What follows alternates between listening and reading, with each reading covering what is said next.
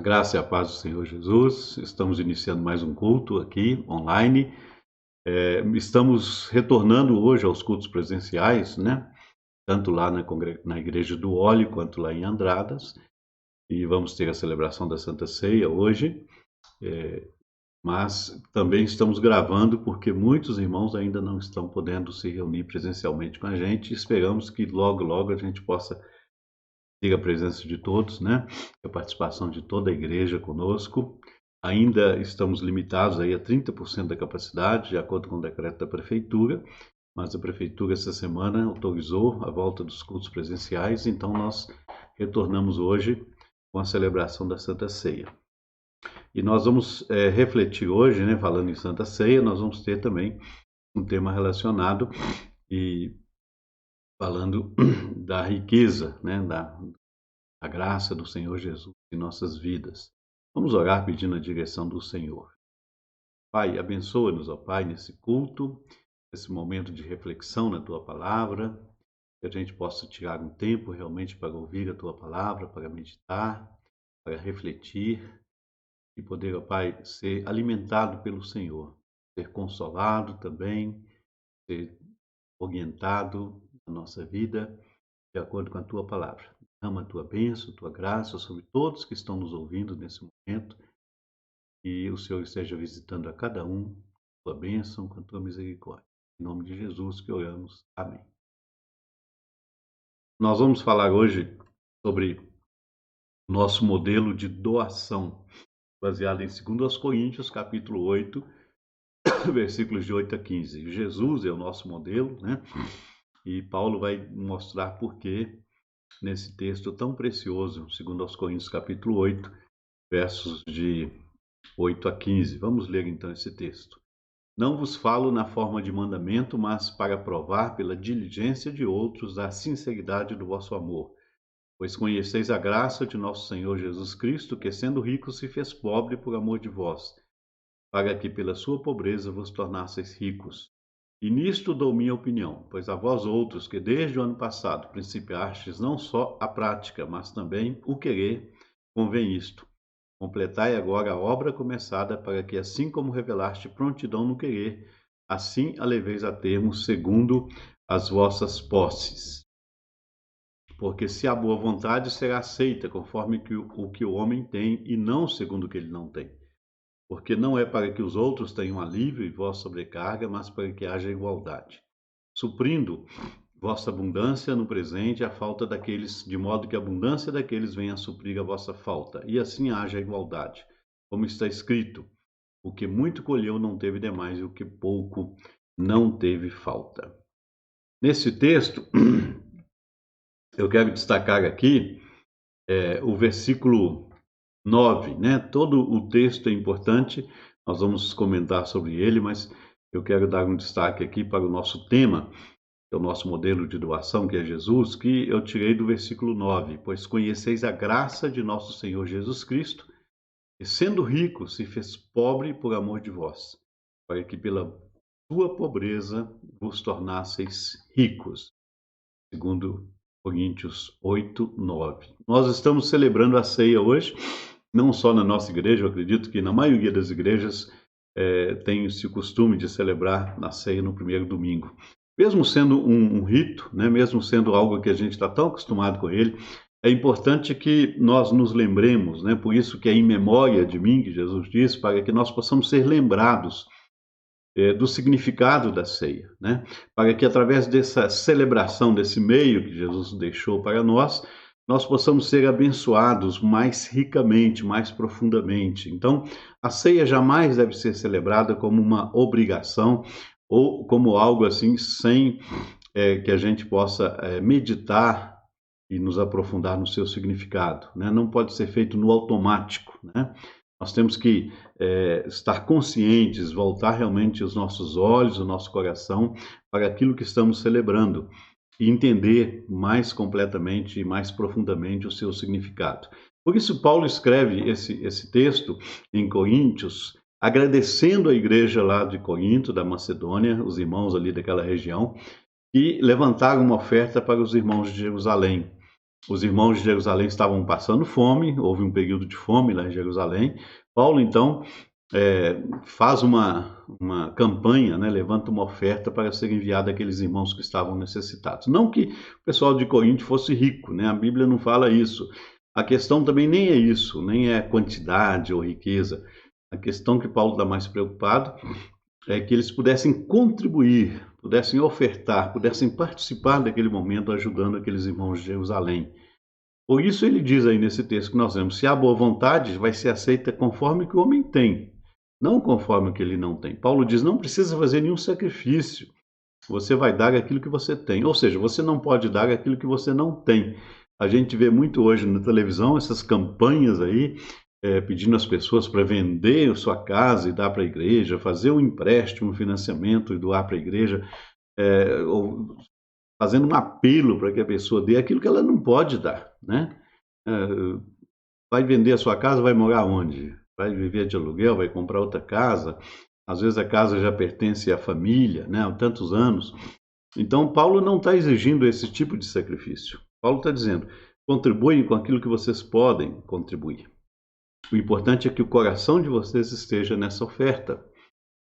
E aí, para exemplificar isso, Paulo vai falar, então, do Senhor Jesus. Então, ele nos dá aqui 3 características muito importantes aqui nesse versículo que a gente leu, versículo 9, né? Ele fala que Jesus, que é o nosso modelo de doação, outrora foi supremamente rico.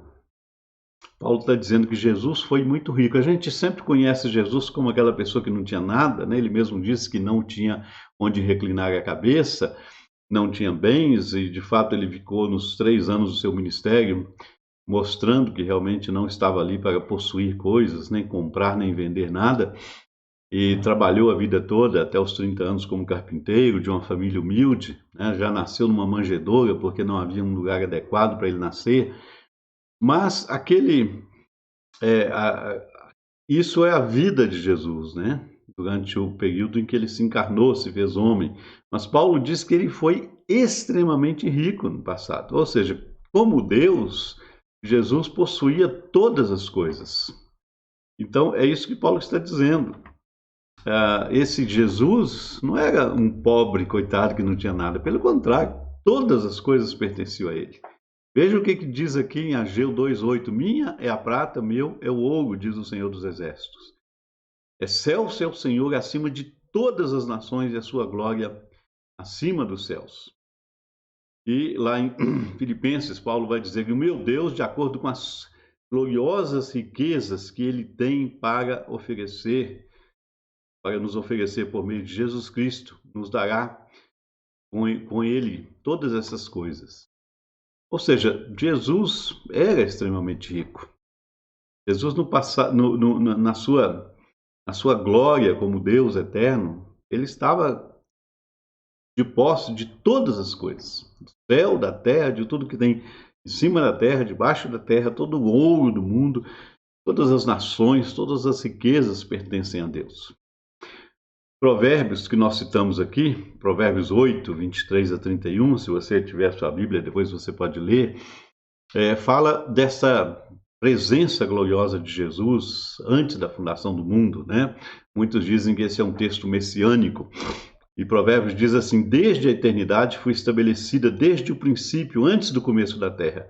Antes de haver abismos, eu nasci, e antes ainda de haver fontes carregadas de águas. Antes que os montes fossem firmados, antes de haver outeiros, eu nasci. Ainda ele não tinha feito a terra, nem as amplidões, nem sequer o princípio do pó do mundo. Quando ele preparava os céus, aí estava eu. Quando traçava o horizonte sobre a face do abismo, quando firmava as nuvens de cima, quando estabelecia as fontes do abismo, quando fixava ao mar o seu limite, para que as águas não ultrapassassem os seus limites, quando compunha os fundamentos da terra. Então eu estava com ele e era o seu arquiteto. Dia após dia eu era as suas delícias, folgando perante ele em todo o tempo, regozijando-me no seu mundo habitável e estando com ele, então, em toda essa obra da criação. João vai dizer no capítulo 1, né, do seu livro, do Evangelho, que Jesus estava com Deus antes da fundação do mundo, né? No princípio era o Verbo estava com Deus e o Verbo era Deus. Então, esse Jesus é o dono de todas as coisas. É desse Jesus que nós estamos falando, que era dono do céu e da terra, mas veio viver entre nós. Então, ele era, no passado, extremamente rico. O segundo ponto que Paulo fala, ainda nesse versículo, é que ele se tornou pobre por amor de nós. Então, ele, o Jesus, o dono de todas as coisas, né, juntamente com o Pai e o Espírito Santo, Criador de todas as coisas, presente em todas as obras da criação, ele se faz pobre, diz o versículo, ele se tornou pobre por amor de nós. Paulo vai explicar isso melhor na sua carta aos Filipenses, no capítulo 2, versos 6 a 8, quando ele diz: pois ele, subsistindo em forma de Deus, não julgou como usurpação o ser igual a Deus. Antes, a si mesmo se esvaziou, assumindo a forma de servo, tornando-se em semelhança de homens e reconhecido em figura humana, a si mesmo se humilhou, tornando-se obediente até a morte e morte de cruz. Então, o que Paulo está dizendo é isso, que esse Cristo, que era o Deus Criador, que estava com o Pai desde o princípio, dono de todas as coisas deste mundo, ele era extremamente rico, ele se fez pobre, se esvaziou de tudo isso. Como Paulo diz aí em Filipenses, se esvaziou e assumiu a forma de servo. Então ele se tornou pobre por amor a nós. Por que ele fez isso? Porque era necessário que Deus se fizesse gente e Jesus se encarnasse para que ele pudesse assumir o nosso lugar na cruz do Calvário. Porque o Filho do Homem teria que morrer no nosso lugar. Nós estávamos condenados à morte por causa do nosso pecado. Nós não tínhamos como pagar a nossa dívida diante de Deus. Então Deus envia o seu Filho que se esvazia de si mesmo, né, se faz pobre por amor a nós, como Paulo diz, e ele então assume o nosso lugar na cruz do Calvário. Então, quando nós olhamos para a ceia, nós estamos olhando o grande sacrifício de Cristo por amor a nós, a grande doação que ele fez de si mesmo, se entregando em nosso lugar. O grande amor de Deus é declarado através da encarnação de Jesus, né? Não só falado, mas praticado. Deus vem, Deus intervém na nossa história. Jesus vem e se esvazia da sua divindade, da sua glória, e se faz homem. Ele entra no nosso tempo, na nossa história, no nosso espaço. E durante aqueles 33 anos, ele vive como homem, sujeitos aos limites do nosso tempo e do nosso espaço, porque ele se esvazia de toda a sua divindade, né, para poder viver como homem. Então ele teve que dormir, ele teve que comer, ele teve que crescer normalmente, ele teve que se relacionar com as pessoas, ele teve que trabalhar. Então ele realmente se encarnou, se fez homem, se fez pobre por amor nosso. Veja bem a divindade se fazendo presente na nossa história, na nossa vida. Então Paulo está dizendo que ele se fez pobre por amor a nós. E a terceira e última característica dessa doação de Jesus é que ele nos tornou ricos. Então, para que pela sua pobreza vos tornasseis ricos. Então Jesus era extremamente rico, deixou toda a sua glória que ele tinha com o Pai, lá na eternidade, se fez pobre por amor a nós, para que através da pobreza dele, através do sacrifício dele, nós nos tornássemos ricos. Então nós somos ricos em Cristo Jesus. Por quê? Porque ele trouxe riquezas indescritíveis para todos nós, o perdão de nossos pecados, o privilégio de nos tornarmos filhos de Deus e a posse da vida eterna. Todas essas coisas foram bênçãos que Deus derramou sobre nós, em Cristo Jesus, nos enriquecendo. Porque a gente pensa que riqueza é ter uma conta bancária, né, enorme, ter bilhões e bilhões de dinheiro. De que adianta isso? Se você tiver com Covid, se você estiver internado numa UTI, como um empresário lá do Sul falou, eu tenho dinheiro para comprar um hospital, mas se eu precisar de uma vaga aqui na minha cidade, eu não tenho. Então, a gente fica aí vendo essa sociedade em que vivemos extremamente materialista, que coloca valor em tudo. Você é medido pelo que você tem, não pelo que você é. E essa sociedade nos ensina que felicidade é ter ter e ter. Luxo é você ter um iate, é você ter um jatinho, você ter uma mansão, etc, etc. Mas essa pandemia está nos ensinando que luxo é estar vivo. Luxo é não precisar de ficar internado numa UTI com esse coronavírus. Luxo é poder abraçar o seu irmão, a sua irmã. Luxo é poder fazer uma refeição em casa com sua família, em paz. Isso é luxo. Luxo é poder caminhar pela orla do mar, observar a natureza, ou no meio de umas montanhas, como aqui onde eu moro. Outro dia nós fomos lá no alto, ver as montanhas, ver o pôr do sol. Isso é luxo. Então, essas riquezas que o mundo oferece e que fala que todo mundo deve correr atrás, não vale de nada. Porque isso aí não sobrevive a uma vida. Então, Deus é o Deus que nos enche de riquezas muito maiores do que essas coisas. Então, que riqueza Ele nos dá? O perdão dos pecados, o privilégio de sermos chamados de filhos de Deus. Eu sou filho amado do Pai, porque Ele deu o seu Filho por mim, me adotou quando eu criei nele como meu filho, como seu filho. Eu sou adotado por Ele, eu faço parte agora da família, da fé, e eu tenho a posse da vida eterna. Jesus diz que quem crê em mim não morrerá eternamente. Então, nós temos todas essas bênçãos. Olha o que diz Filipenses: e o meu Deus, segundo a sua riqueza em glória, há de suprir em Cristo Jesus cada uma de vossas necessidades. Então, eu não preciso possuir, não preciso ter na minha conta, porque Deus tem tudo, e tudo que eu preciso Ele vai me dar. Então, eu posso viver sem ter nada em meu nome, porque eu sei que Deus vai me dar tudo. Então, como uma frase que vocês devem ter ouvido, né? Eu não sou dono de tudo, mas eu sou filho do dono. Então, o meu Deus tem todas as coisas. E o meu Deus vai suprir todas as minhas necessidades. Se Ele não poupou o seu próprio Filho, entregou Ele por nós, como Paulo diz em Romanos 8, será que Ele vai nos negar alguma coisa? Então, precisamos realmente crer, né, nesse Deus dadivoso que nos enche com a sua graça. Paulo fala em Atos 20, 35, que Jesus declarou: mais bem-aventurado é dar do que receber.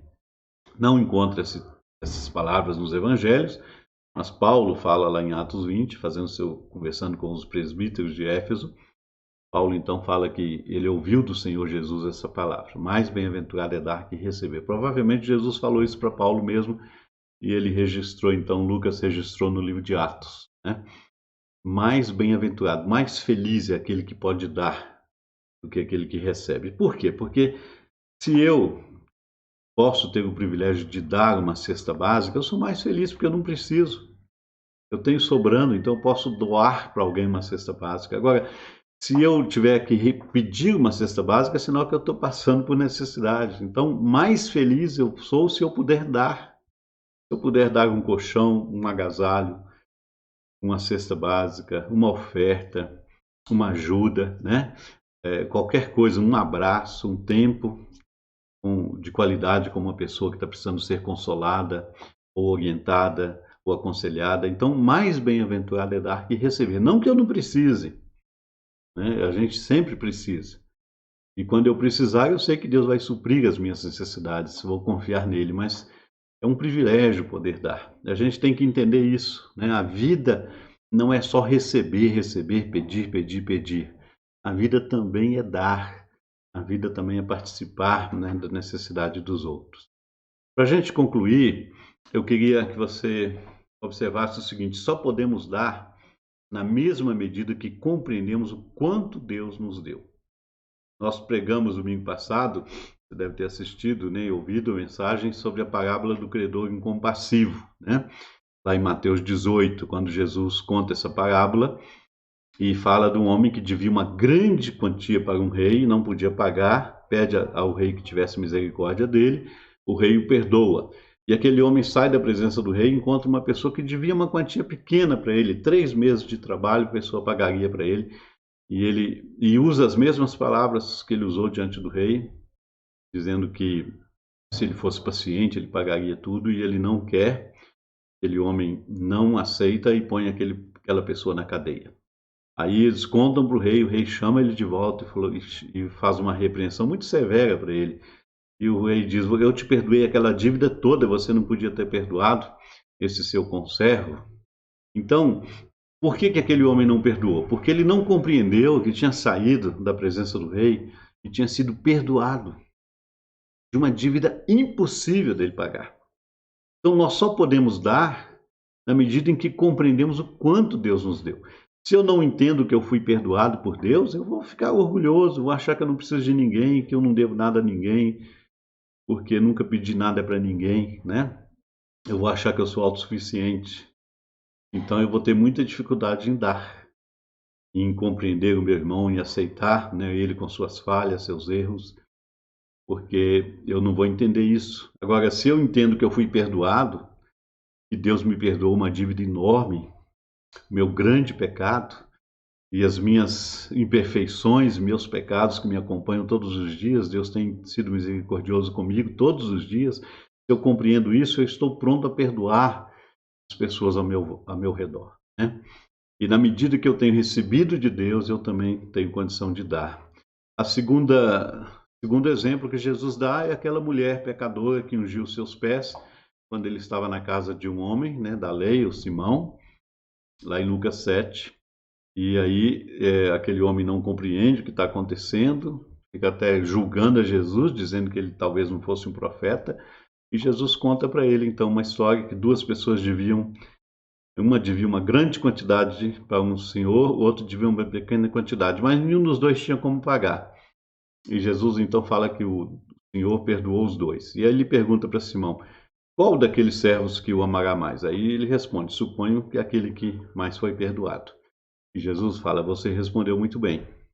E aí Jesus chama a atenção dele também, porque ele não tinha compreendido o perdão de Deus na vida dele, assim como aquela mulher estava compreendendo ali, chorando e pedindo a Jesus o seu perdão. Então, quando nós compreendemos que fomos amados, quando não valíamos nada, quando estávamos mortos em nossos delitos e pecados, quando compreendemos que Deus nos perdoou e nos tirou das trevas e nos colocou debaixo da sua maravilhosa luz e nos deu esse perdão enorme, nós então estamos prontos também a dar alguma coisa para os outros. Quando compreendemos o quanto Deus nos dá, através do seu perdão, do seu amor, da sua misericórdia, nós também estamos prontos a doar para os outros, né? Então, para a gente encerrar, eu queria deixar 3 pontos para você estar pensando essa semana, e refletindo e praticando essa semana. A primeira coisa, primeiro ponto: meus dízimos e minhas ofertas são frutos de minha gratidão a Deus ou uma obrigação? Eu tenho falado muito que dízimo é uma questão de fé, não é uma imposição, não é uma lei, é questão de graça, né? Então essa pergunta eu queria que você pensasse nela. Meus dízimos e minhas ofertas são frutos de minha gratidão a Deus ou uma obrigação? Segunda pergunta: quando ofereço algo para Deus, eu reconheço quanto Deus tem me dado e quanto ainda sou devedor? Quando você dá algo a Deus, você está achando que está fazendo muito? E Deus vai estar muito feliz porque você está dando mais do que devia? Ou você reconhece que mesmo dando muito, você ainda deve muito mais? Então pense também nessa pergunta. E terceira pergunta, última: Jesus disse: mais bem-aventurado é dar que receber. Qual tem sido a sua experiência em ser generoso? A pessoa te pediu uma cesta básica, você deu a mínima, mínimo do mínimo? A pessoa te pediu uma ajuda, você deu alguma coisa a mais? Te pediu uma capa, você ofereceu a túnica? Pediu para andar 1 milha, você resolveu andar 2 milhas? Te pediu 1 minuto da sua atenção para falar de um problema, você resolveu dar 5 minutos? Então, pense nisso, né? Qual tem sido a sua experiência em ser generoso? Nós estamos vivendo uma pandemia, estamos aí com mais de 500 mil mortes no Brasil. Não sei se você conhece alguma família enlutada, eu conheço várias. Essas pessoas estão enlutadas, precisando da nossa oração, precisando do nosso consolo, precisando da nossa compreensão. Temos um grande número de desempregados por causa desse isolamento social. Muita gente perdeu tudo que tinha, outros estão vivendo com poucos recursos. As pessoas precisam de ajuda, né? Ajuda para comer, outros precisam de ajuda para voltar para o mercado de trabalho. Então estamos vivendo aí agora se as vacinações continuarem, né, andando como estão, né, e aumentarem bastante, estamos aí em 30% vacinados. Se Deus quiser, quando chegarmos a 70%, vamos ter a volta à normalidade. Essas pessoas vão precisar de ajuda, vão precisar de gente generosa, né, para estar com elas. E nós só podemos falar do amor de Deus para elas, só podemos falar do perdão que Deus oferece em Cristo Jesus, se nós também mostrarmos compaixão para elas, com elas nessa situação que elas estão vivendo. Que Deus nos abençoe. Amém? Nós vamos ouvir agora uma música e eu peço a sua atenção também para ouvir a letra e a beleza dessa música dos Vencedores por Cristo.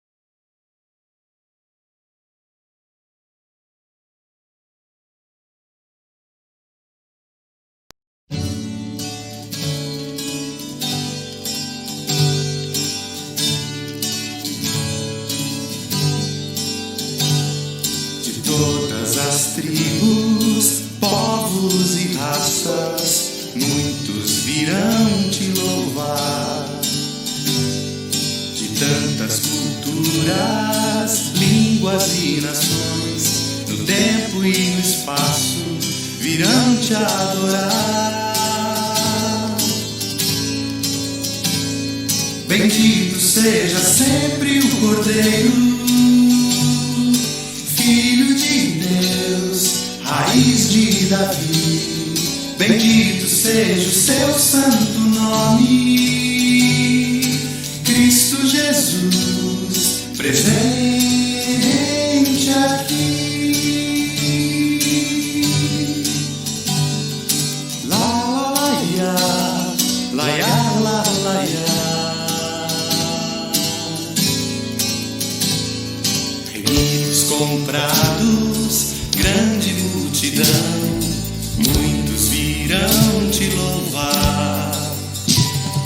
Povo escolhido, teu reino e nação, no tempo e no espaço, virão te adorar.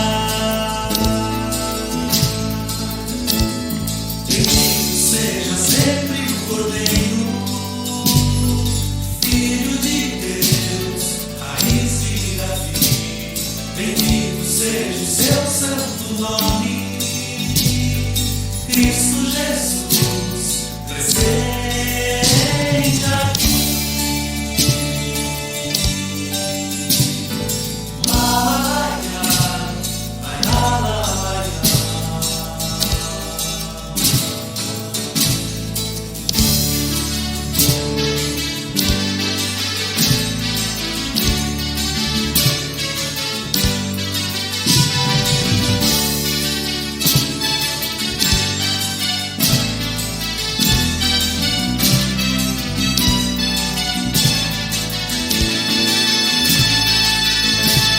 E a nós só nos cabe tudo dedicar, oferta suave ao Senhor.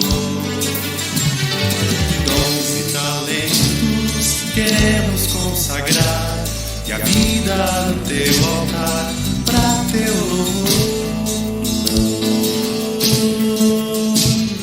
Bendito seja sempre o Cordeiro, Filho de Deus, raiz de Davi. Bendito seja o seu santo nome, Cristo Jesus, presente aqui. Cristo Jesus, presente aqui. Cristo Jesus, presente aqui.